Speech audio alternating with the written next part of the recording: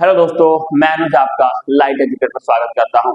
आज हम देखते हैं अफ्रीका महाद्वीप, कैसे कैसे क्वेश्चन अफ्रीका महाद्वीप से बनते हैं और किस प्रकार से क्वेश्चन आपके एग्जाम में आते हैं। आखिर क्या खास बात है इस कॉन्टिनेंट की, किस प्रकार से क्वेश्चन बनते हैं। चलिए स्टार्ट करते हैं वीडियो को। यदि आप हमारे चैनल पर नए हैं तो प्लीज चैनल को सब्सक्राइब कर लें, वीडियो को लाइक कर दें। चलिए स्टार्ट करते हैं। अफ्रीका महाद्वीप एक ऐसा महाद्वीप जिसमें लगभग 44 कंट्री है, ठीक है। और इसकी बहुत सारी खास बातों पर हम बात करेंगे, ठीक है। तो सबसे पहले देखते हैं अफ्रीका महाद्वीप की कुछ विशेषताएं, जैसे कि अफ्रीका महाद्वीप एक अंध महाद्वीप के नाम से जाना जाता है। किस महाद्वीप से? अंध महाद्वीप के नाम से, अंध महाद्वीप, ठीक है। अब इसमें क्या है, सोने का उत्पादन भी अधिक होता है, हीरे का उत्पादन अधिक होता है, लेकिन फिर भी ये गरीब है, ठीक है। अब हम देखते हैं इसकी कुछ खास बातें, कहां कहां से क्वेश्चन आते हैं, कहां कहां से नहीं बनते हैं। चलिए अब हम देखते हैं दुनिया का एकमात्र ऐसा महाद्वीप अफ्रीका महाद्वीप है जहां से तीनों रेखाएं गुजरती हैं। जी हाँ, एकमात्र ऐसा महाद्वीप जहां से कर्क रेखा और भूमध्य रेखा और मकर रेखा तीनों इसी कॉन्टिनेंट से गुजरती है, ठीक है। तो कर्क रेखा की अगर मैं बात करूं तो कर्क रेखा यूरोप सॉरी अफ्रीका महाद्वीप से कि मिस्र से गुजरती है, लीबिया से गुजरती है। और यहाँ पर चार्ट आपको देखने को मिलेगा, ये एक देश है चार्ट, तो ये चार्ट इसके दक्षिण में आता है, तो कर्क रेखा के दक्षिण में आता है, लेकिन कर्क रेखा को टच कर जाता है चार देश। अगर आपसे क्वेश्चन पूछा जाए चार देश किसको टच करता है, इसको टच करता है।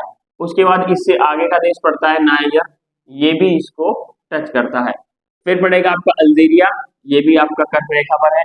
उसके बाद इसके दक्षिण में आपको माली मिलेगा, ये भी कर्क रेखा को टच करता है। फिर मॉरिटानिया कर्क रेखा पर स्थित है, और पश्चिम सहारा।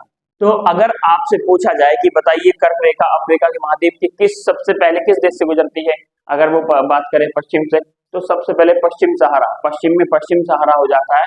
उसके बाद मॉरिटानिया, माली, अल्जीरिया, नाइजर, चाड, लीबिया, मिस्र, ठीक है। इन देशों से गुजरती है। अगर वो पूछ ले कि बताइए कर्क रेखा अफ्रीका महाद्वीप के कितने देशों से गुजरती है, तो आप इसको काउंट 1 2 3 4 5 6 7 8। तो अगर आपसे पूछा जाए कितने देशों से गुजरती है तो आप 8 लिख देंगे बेझिझक होकर। कर्क रेखा अफ्रीका महाद्वीप के उत्तर में जो कर्क रेखा है वो 8 देशों से गुजरती है, जिसमें पूर्व की तरफ से सबसे पहले आपको मिस्र पड़ेगा, उसके बाद पश्चिम की तरफ से सबसे पहले पश्चिम सहारा पड़ेगा, ठीक है। उसके बाद हम चलते हैं दूसरी रेखा, यानी आपकी भूमध्य रेखा। जी हाँ, हम बात कर रहे हैं भूमध्य रेखा की। भूमध्य रेखा भी अफ्रीका महाद्वीप के कुछ देशों से गुजरती है। चलिए देखते हैं कहां कहां से गुजरती है। सबसे पहला जो देश पड़ता है आपको पूर्व की तरफ से सोमालिया पड़ेगा, ठीक है, ये बिल्कुल यहाँ पर होंठ पर स्थित है सोमालिया। उसके बाद कीनिया पड़ेगा जो दक्षिण में स्थित है, लेकिन टच करता है आपके इक्वेटर को, यानी भूमध्य रेखा को। उसके बाद यहाँ पर युगांडा पड़ेगा, ये भी इसको टच करता है। और यहाँ पर एक झील है, मैं इसके बारे में भी बात करूंगा, उसका नाम है विक्टोरिया। कैसे बाउंड्री उसके पास है और कहां से कौन सी नदी निकल रही है। उसके बाद रिपब्लिक कांगो पड़ेगा। देखिए एक तो होता है कांगो, एक होता है रिपब्लिक कांगो, ठीक है, यानी स्वतंत्र गणराज्य। उसके बाद कांगो पड़ेगा, फिर गैबोन पड़ेगा। अगर आपसे पूछ लिया जाए कि बताइए पश्चिम की तरफ से पहला देश कौन सा पड़ता है भूमध्य रेखा पर अफ्रीका महाद्वीप का, तो गैबोन पड़ता है, और दूसरा सोमालिया पड़ता है पूर्व की तरफ से, अगर हम देखा जाए। अगर ये पूछ ले आपसे एग्जामिनर कि बताइए कितने देश ऐसे हैं जो भूमध्य रेखा पर आते हैं, तो आप काउंट कर सकते हैं 1 2 3 4 5 6, ठीक है जी। तो भूमध्य रेखा पर कितने कंट्री आती हैं अफ्रीका महाद्वीप के? 6 आते हैं। अरे समझ में भी आ रहा है आपको? कमेंट करके बताना जरूर। देखिए इधर। उसके बाद क्या है मकर रेखा। मकर रेखा अफ्रीका महाद्वीप के किन किन देशों से गुजरती है? सबसे पहले आ गया मोजाम्बिक, मजे में है पूरा। उसके बाद आपका दक्षिण अफ्रीका, ठीक है, बोत्सवाना और नामीबिया। लगभग 4 यहाँ पर कंट्री है, मेडागास्कर भी उधर आ जाता है। तो 4 देश ऐसे हैं जहां से मकर रेखा गुजरती है। जी हाँ, मकर रेखा गुजरती है। ऐसी कितनी कंट्री है? 4 कंट्री, ठीक है। अब देखते हैं दक्षिण अफ्रीका, ये जो देश है, यहाँ पर एक खास बात हो रही है।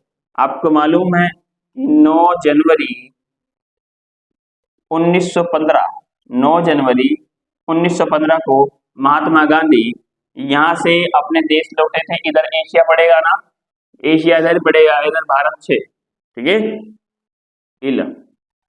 तो यहाँ से भारत पहुंचा कौन? महात्मा गांधी जी दक्षिण अफ्रीका से भारत पहुंचे थे 1915 में।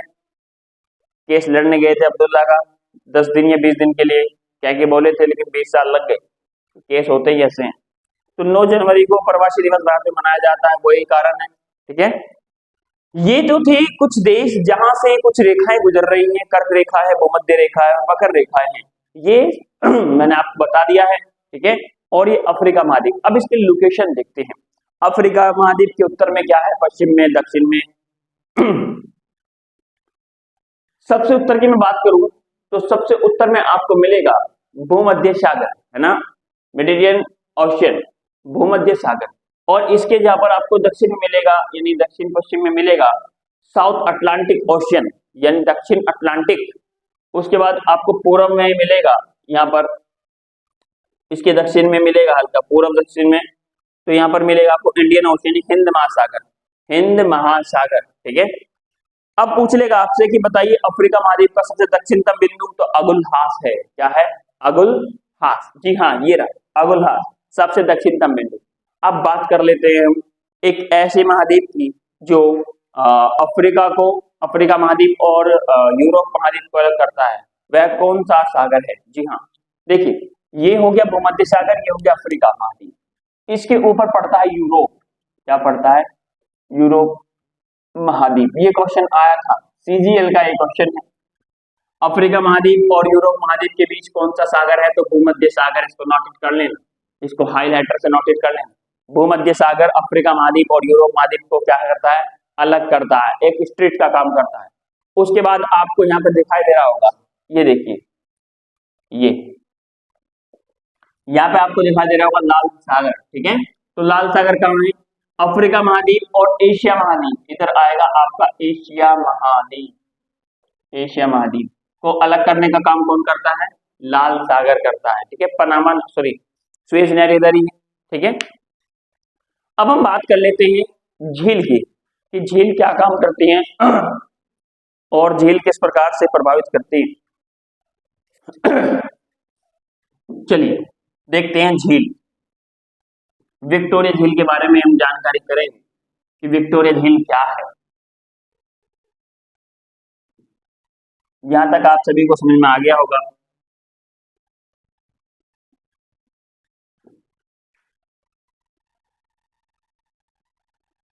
चलिए हम देखते हैं झील।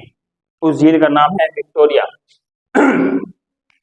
देखिए ये जो रेखा है आपकी, ये रेखा है आपकी भूमध्य रेखा। कैसी रेखा? भूमध्य रेखा। और यहाँ पर एक झील है। ठीक है, उस झील का नाम है विक्टोरिया झील। विक्टोरिया झील। ठीक है जी। सबसे पहला क्वेश्चन, विक्टोरिया झील किस महाद्वीप में पाई जाती है? तो आप आंख बंद करके, सॉरी आंख खोल के लगाना, तो उसका क्या नाम है? अफ्रीका महाद्वीप। अभी बात नहीं बन रही है। अफ्रीका महाद्वीप में क्या है? विक्टोरिया झील है। लेकिन आपसे एग्जामिनर ये पूछ सकता है कि बताइए इसके इर्द गिर्द कितने देश हैं? इसके इर्द गिर्द कितने देश हैं, अर्थात विक्टोरिया झील से कितने देश अपनी बाउंड्री बनाते हैं, यानी सीमा बनाते हैं। चलिए हम देखते हैं। सबसे पहले युगांडा आता है, युगांडा। उसके बाद फिर आता है आपका कीनिया, युगांडा, केनिया, और उसके बाद आता है आपका तंजानिया। 3 देश ऐसे हैं जो विक्टोरिया झील से अपने क्या है? बाउंड्री शेयर करते हैं। ठीक है, अब हम बात करते हैं मोस्ट इंपोर्टेंट रिवर। जी हाँ, अफ्रीका महाद्वीप की कुछ रिवर की बात करेंगे। तो अफ्रीका महाद्वीप में जो रिवर आती है सबसे बड़ी और सबसे लंबी, तो वो आती है आपकी नील नदी। क्या आती है? नील नदी आती है। जी हाँ, हम बात कर रहे हैं नील नदी की। अब आप जानकारी देंगे आपको नील नदी क्या होती है। देखिए यहाँ से ये विक्टोरिया झील से निकलती है। ठीक है, और इधर से इसमें 2 नदी और मिल जाती है। ठीक है, एक का नाम है व्हाइट नील और एक का नाम है ब्लू नील। ठीक है, ये सूडान में मिलती है। अगर आपसे पूछा जाए जो नील नदी है, नील नदी, इसके इतिहास के बारे में, तो ध्यान रखना ये अफ्रीका महाद्वीप की नहीं, विश्व की सबसे लार्जेस्ट रिवर मानी जाती है। जी हाँ, इसकी अगर मैं लंबाई की बात करूं तो 6650 किलोमीटर है। 6650 किलोमीटर नील नदी है। निकलती कहां से है जी? इसका उद्गम, इसका उद्गम कहाँ है? विक्टोरिया, विक्टोरिया झील से निकलती है, ठीक है। और ये यहाँ से निकलती हुई ऐसे होती हुई या सूडान, दक्षिण सूडान, और सूडान से निकलकर मिस्र में पहुंचकर और भूमध्य सागर में गिर जाती है। अब क्वेश्चन कई बार ये भी आया कि बताइए मिस्र को, यानी नील नदी को मिस्र का वरदान भी कहा जाता है, क्योंकि सारी इकोनॉमिक्स और आप कह सकते हैं जो प्राचीन सभ्यता है मिस्र की, वो इसी नदी के पास है, ठीक है। कौन सी नदी के पास? ये वाली जो नील नदी जा रही है, ये वाली। और कहाँ गिर रही है? भूमध्य सागर में गिर जाती है। अब ये आपसे पूछ लेगा एग्जामिनर कि बताइए जो नील नदी है वो अपने जो जहाँ उसका मुआयना है वहां कुछ डेल्टा बनाती है, तो ये पंजा आकार का डेल्टा बनाती है। क्या? पंजा आकार का डेल्टा बनाती है। अब ये पूछेगा कि बताइए इसकी सहायक नदियां कौन कौन सी है, या इसमें कौन सी नदी आकर मिलती है, तो आप लिख देना, एक तो व्हाइट नील हो गया, व्हाइट नील, और एक ब्लू नील हो गया, ठीक है। यानी श्वेत नील और आपका नीला नील, ये जब दोनों नदी आके इसमें मिल जाती हैं, ठीक है। आगे देखते हैं।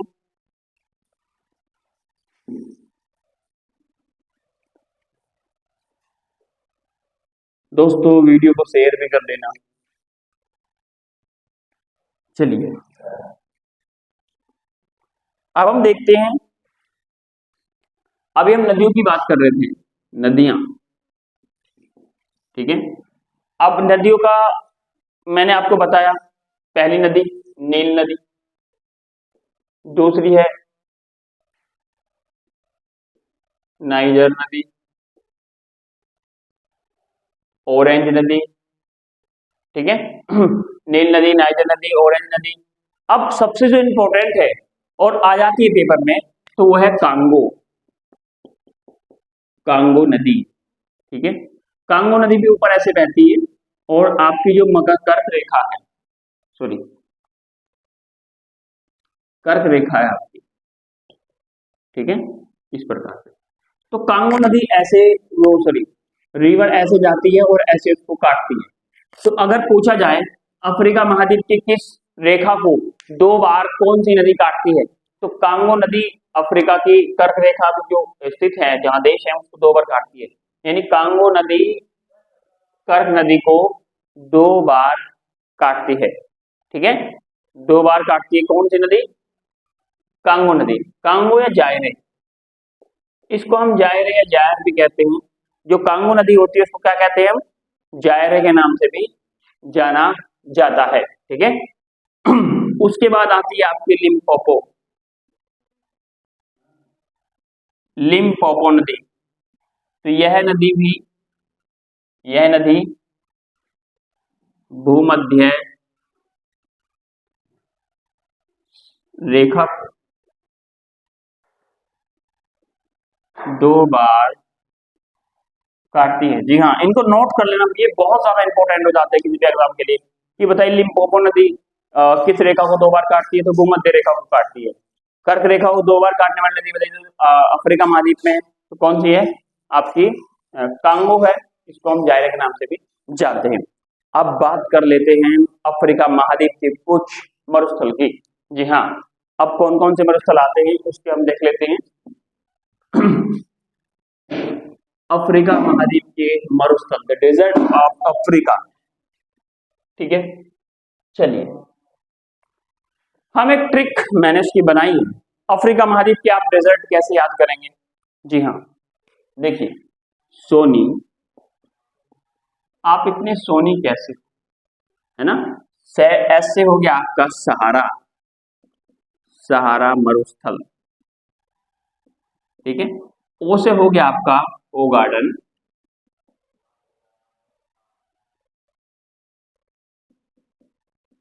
और एन ऐसे हो गया नुबियन, नुबियन, और आई से हो जाएगा आपका, ये जो आई है इससे हो जाएगा आपका इगूदी, के से हो जाएगा कालाहारी, और सी से हो जाएगा आपका चेक। ये आपके सब क्या है? मरुस्थल हैं। ये जो आपका सहारा मरुस्थल है, ये जो आपका सहारा मरुस्थल है, ये जो आपका अफ्रीका महाद्वीप है, तो वो उसके बिल्कुल क्या है, उत्तर में फैला हुआ है, काफी देशों में फैला हुआ है।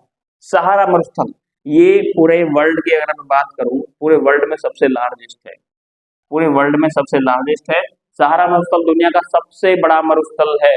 हाँ जी, सबसे बड़ा मरुस्थल कौन सा है? सहारा मरुस्थल अफ्रीका महाद्वीप में मिलेगा और बहुत सारे देशों में फैला हुआ है। ठीक है, उसके बाद ओ गार्डन भी मरुस्थल है, इगोदी है, कालाहारी है। और कालाहारी आपको कहाँ मिलेगा? बोत्सवाना में मिलेगा। कहाँ मिलेगा? बोत्सवाना। और बोत्सवाना में तो यहाँ पर एक जनजाति भी रहती है, जनजाति। ठीक है, इसका नाम है बुशमैन। बुशमैन जनजाति रहती है। और ये बुशमैन जनजाति की एक खास विशेषता है, ये पेड़ों पर अपना घर बनाती है, पेड़ों पर टांग डाल देती है और अभी रहती है। ठीक है, तो बुशमैन जनजाति कहाँ अपना घर बनाती है? बोत्सवाना में स्थित बुशमैन जनजाति पेड़ों पर अपना घर बनाती है, कालाहारी मरुस्थल में ये आपको देखने को मिलेगी। हम बात करते हैं कुछ पर्वत की, इसके अंदर कौन कौन से पर्वत आते हैं।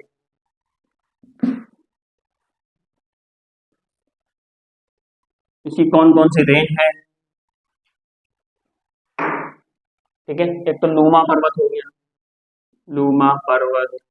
ठीक है, एटलस रेंज हो गया, एटलस रेंज भी अफ्रीका महाद्वीप में आती है। ठीक है, ये भी काफी उसमें फैली हुई है। और उसमें सबसे दक्षिणतम बिंदु अगर आपने पूछ लिया जाए, दक्षिण बिंदु है ना इसका, तो अगुलहाट है, अगुलहाट सबसे दक्षिणतम बिंदु। ठीक है, और इसमें कुछ पठार भी अगर आपसे पूछ ले तो इसमें दो चार पठार जो इंपॉर्टेंट है, जैसे कि जोस पठार हो गया, सॉरी कटिंगा का पठार हो गया। ठीक है, तो ये इसके इंपॉर्टेंट कुछ फैक्ट थे जो मैंने आपको बताया।